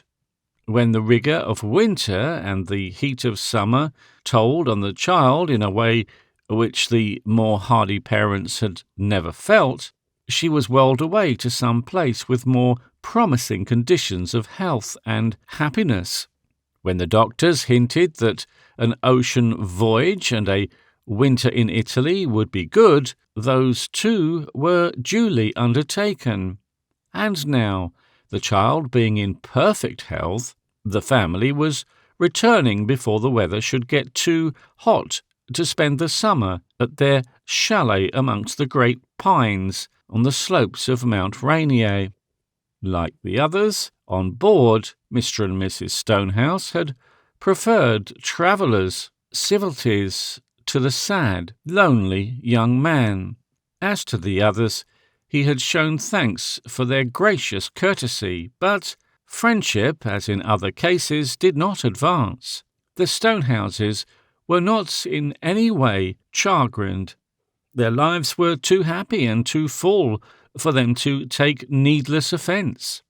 They respected the young man's manifest desire for privacy, and there, so far as they were concerned, the matter rested. But this did not suit the child. Pearl was a sweet little thing, a real blue-eyed, golden-haired little fairy, full of loving kindness. All the mother instinct in her, and even at 6 a woman child can be a mother, theoretically went out towards the huge, lonely, sad, silent young man.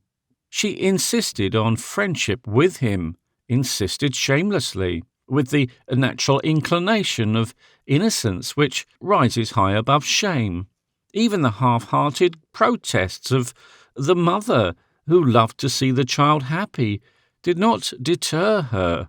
After the second occasion of Pearl's seeking him, as she persisted, Harold could but remonstrate with the mother in turn. The ease of the gentle lady and the happiness of her child was more or less at stake. When Mrs. Stonehouse would say, "There, darling, you must be careful not to annoy the gentleman," Pearl would turn a rosy, all-commanding face to her and answer, "But, mother, I want him to play with me." "You must play with me." Then, as the mother would look at him, he would say quickly and with genuine heartiness too, "Oh, please, madam, do let her play with me. Come, Pearl, shall you ride a cock-horse, or go to market, the way the gentleman rides?" Then the child would spring on his knee with a cry of delight, and their games began.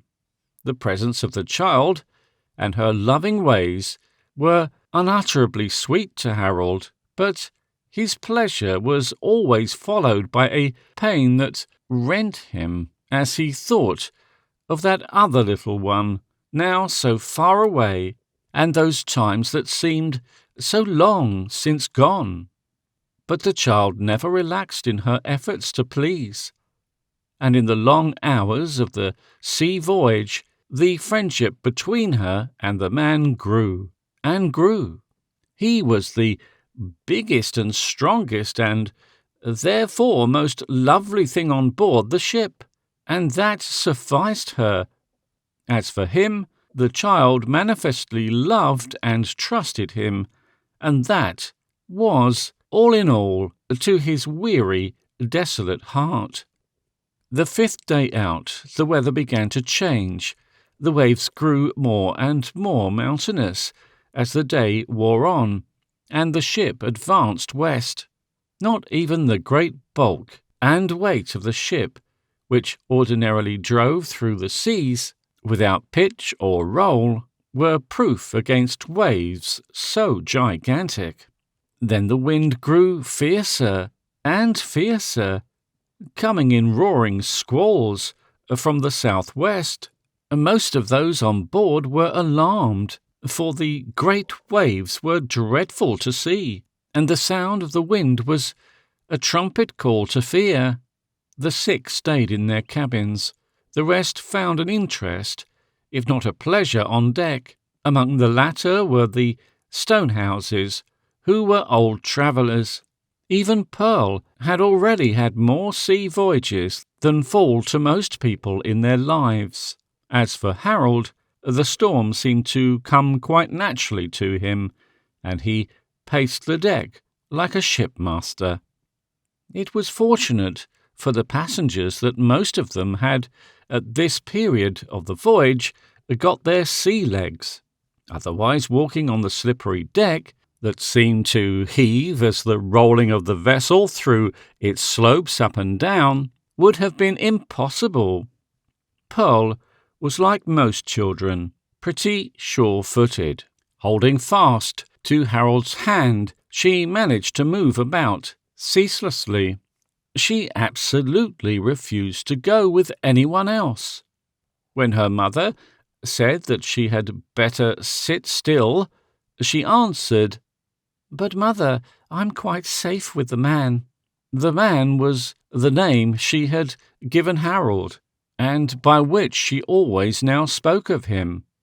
They had had a good many turns together, and Harold had, with the captain's permission, taken her up on the bridge and showed her how to look out over the Dodger without the wind hurting her eyes. Then came the welcome beef tea hour, and all who had come on deck were cheered and warmed with the hot soup. Pearl went below, and Harold, in the shelter of the chart house, together with a good many others, looked out over the wild sea. Harold, despite the wild turmoil of winds and seas around him, which usually lifted his spirits, was sad, feeling lonely and wretched. He was suffering from the recoil of his little friend's charming presence.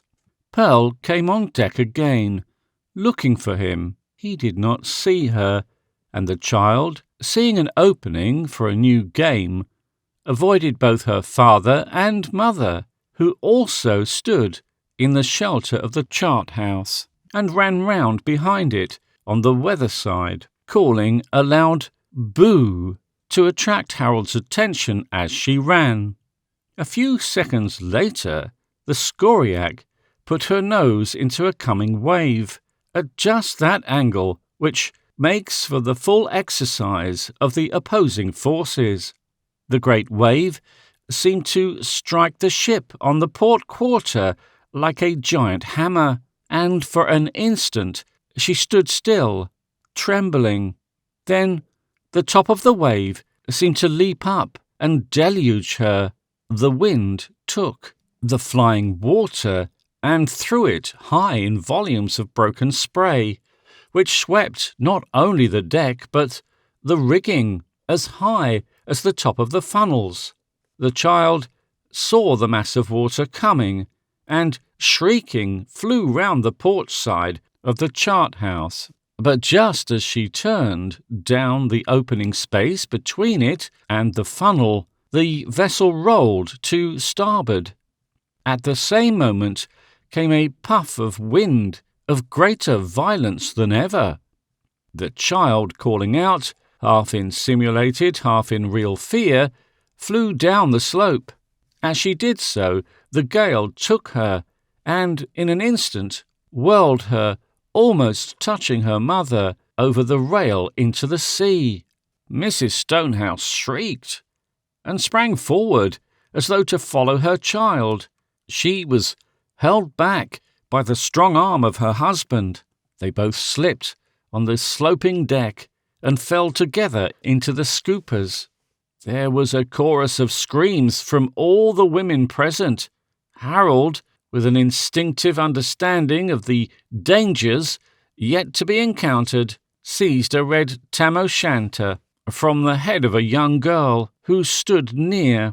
Her exclamation of surprise was drowned in the fearful cry, "Man overboard!" and all rushed down to the rail and saw Harold, as he emerged from the water, pull the red cap over his head and then swim desperately towards the child, whose golden hair was spread on the rising wave.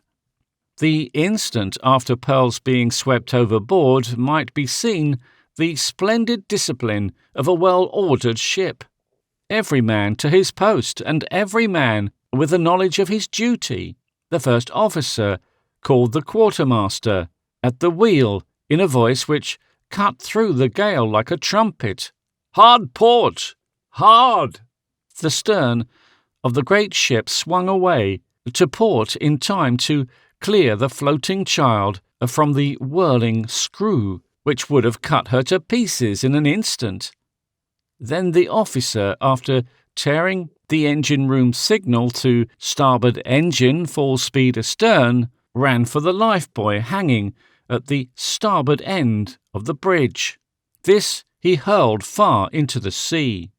As it fell, the attached rope dragged with it the signal which, so soon as it reaches water, bursts into smoke and flame. Signal by day and night. This done, and it had all been done, in a couple of seconds.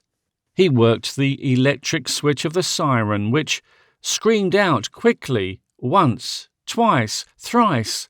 This is the dread sound which means man overboard, and draws to his post every man on the ship, waking or sleeping.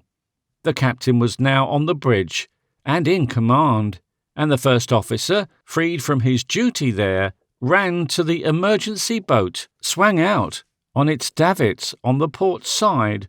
All this time, though only numbered by seconds, the Scoriac was turning hard to starboard, making a great figure of 8, for it is quicker to turn one of these great sea monsters round than to stop her in mid-career.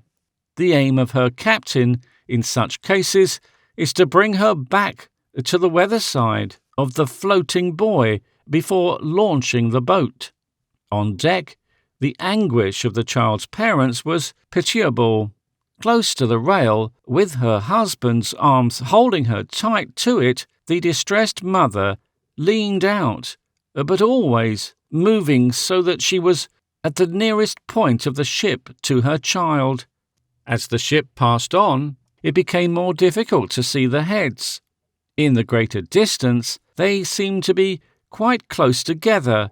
All at once, just as the great wave, which had hidden them in the farther trough, passed on, the mother screamed out, "She's sinking! She's sinking! Oh God! Oh God!" as she fell on her knees, her horrified eyes set in a face of ashen grey, looking out between the rails.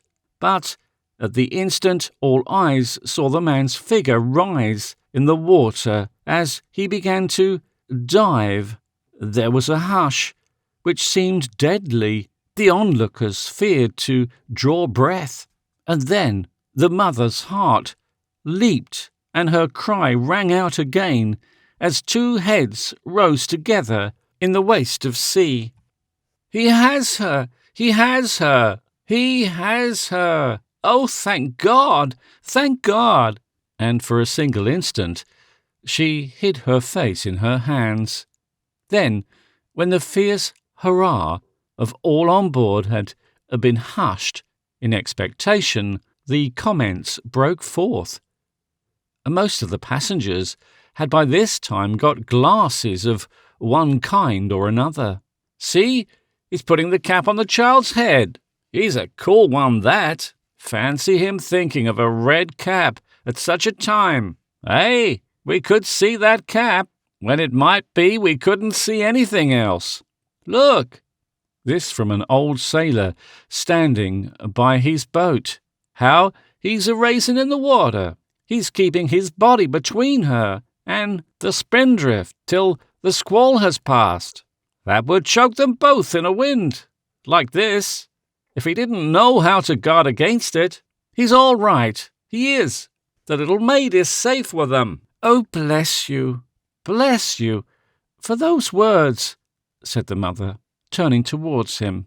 At this moment the second officer, who had run down from the bridge, touched Mr. Stonehouse on the shoulder. "The captain asked me to tell you, sir, that you and Mrs. Stonehouse had better come to him on the bridge. You'll see better from there." They both hurried up, and the mother again peered out with fixed eyes. The captain tried to comfort her. Laying his strong hand on her shoulder, he said, There, take comfort, ma'am. She is in the hands of God. All that mortal man can do is being done. And she is safer with that gallant young giant than she could be with any other man on the ship. Look how he is protecting her.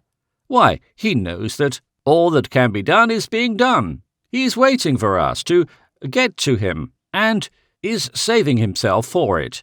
Any other man who didn't know so much about swimming as he does would try to reach the lifebuoy and would choke the two of them with the spindrift in the trying. Mind how he took the red cap to help us see them. He's a fine lad, that. A gallant lad." Chapter 24. From the Deeps. Presently, the captain handed Mrs. Stonehouse a pair of binoculars. For an instant, she looked through them, then handed them back and continued gazing out to where the two heads appeared.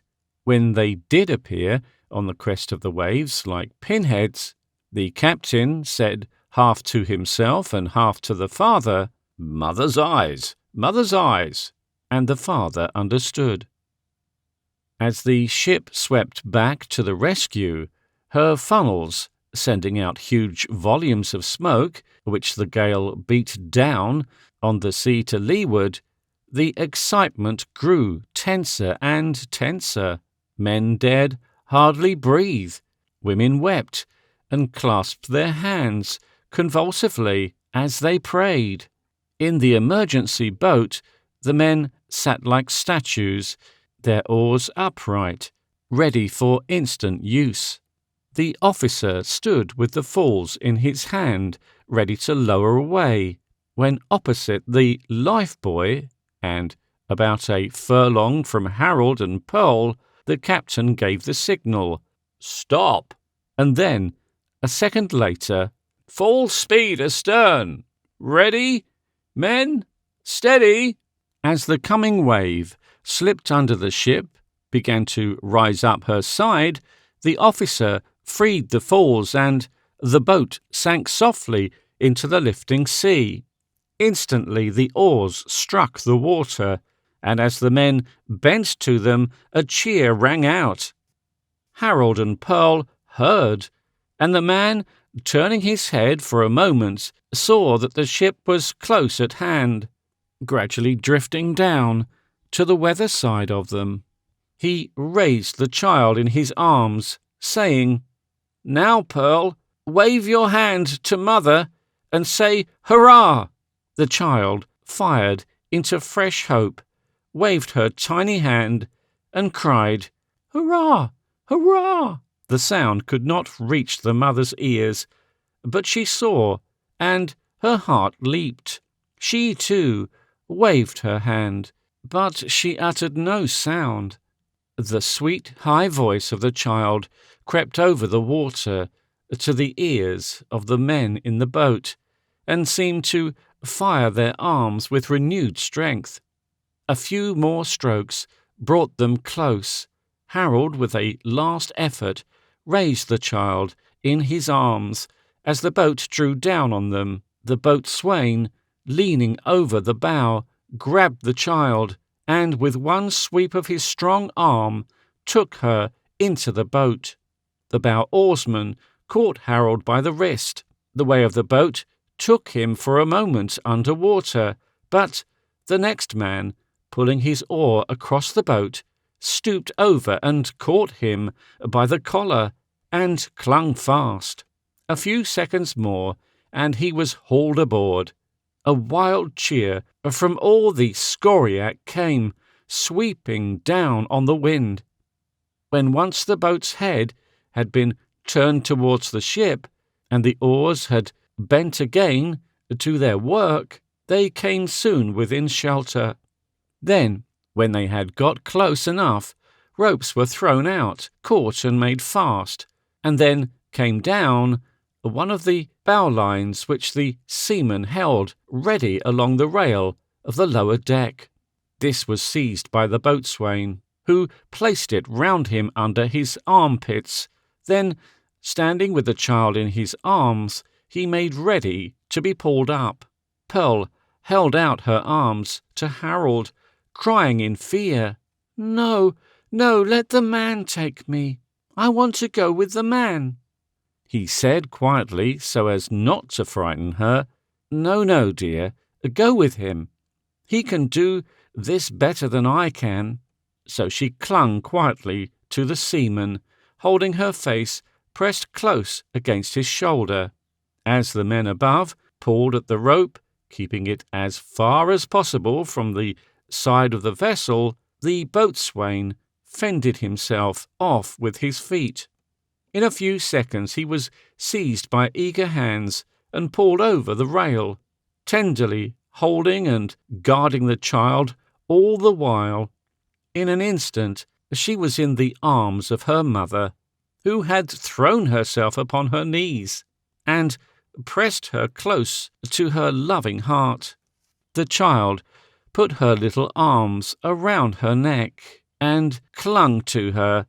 Then, looking up and seeing the grey pallor of her face, which even her great joy could not in a moment efface, she stroked it and said, "Poor mother, and now I have made you all wet."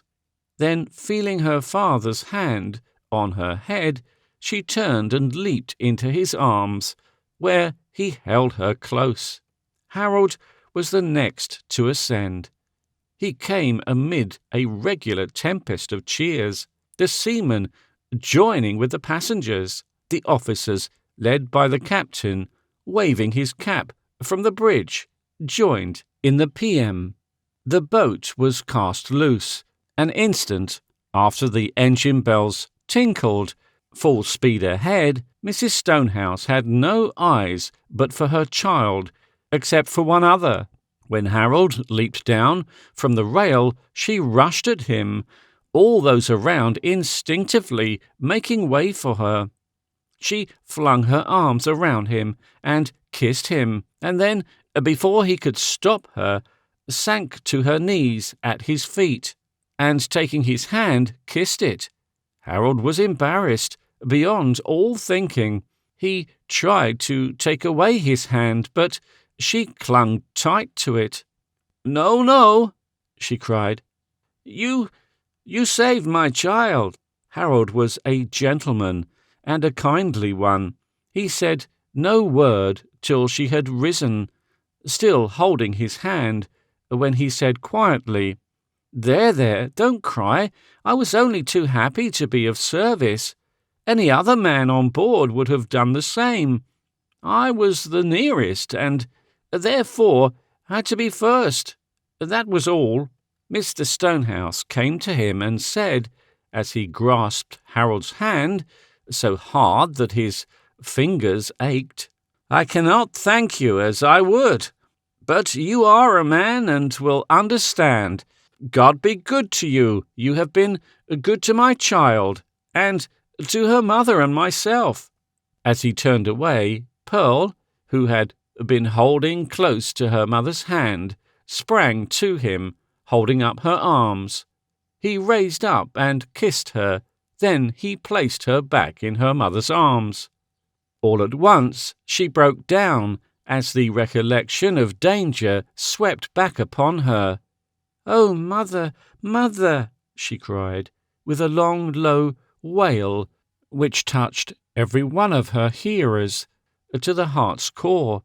"The hot blankets are all ready. Come, there is not a moment to be lost. I'll be with you when I have seen the men attended to." So the mother, holding her in her arms, and steadied by two seamen, lest she should slip on the wet and slippery deck, took the child below. Harold was taken by another set of men, who rubbed him down till he glowed, and poured hot brandy and water into him till he had to almost use force against the superabundance of their friendly ministrations. For the remainder of that day, a sort of solemn gladness ruled on the Scoriac. The Stonehouse family remained in their suite, content in glad thankfulness to be with Pearl, who lay well covered up on the sofa, sleeping off the effects of the excitement and the immersion, and the result of the potation which the doctor had forced upon her. Harold was simply shy, and, objecting to the publicity which he felt to be his fate, remained in his cabin till the trumpet had blown the dinner call.